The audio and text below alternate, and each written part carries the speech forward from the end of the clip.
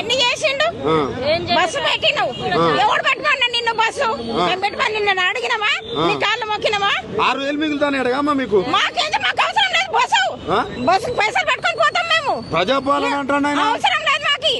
నువ్వు current bill అన్నావు current bill 0 వస్తుంది మళ్ళీ అంతా ఒక్కసారి కట్టమంటే మళ్ళీ చెప్తున్నారు మళ్ళీ కట్టంటారు మళ్ళీ అంతా ఒకసారి కట్టమంటున్నారు ఇదే మొగోడు నాయుడు ఎవరు సీఎం గాడే అంతేనా మరి ఇప్పుడు ఉన్నది రేవంత్ రెడ్డి తెలుసు కానీ బొచ్చగాడు తెలుసు బొచ్చగాడు అంతేనా మరి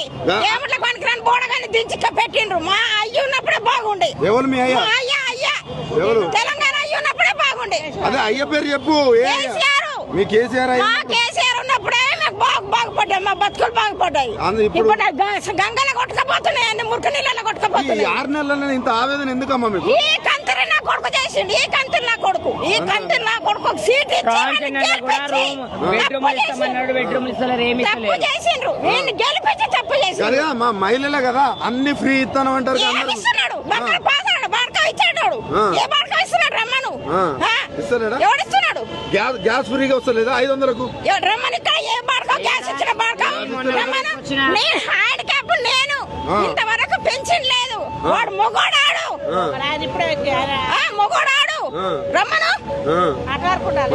డైరెక్ట్ సీఎం చెప్పాలంటే ఏం చెప్తావు రమ్మను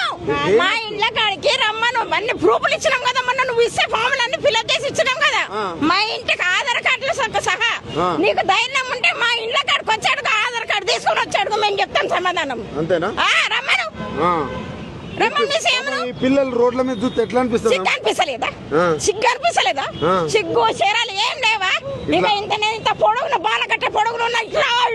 అనుకుంటే పోతాడు గోలిగాడు పలికిరాని గోలిగాడు సీఎం అట్టగానే తిడుతున్నావు మరి పీకి కాటలు కట్టుకోమని ఊరోళ్ళ అందరి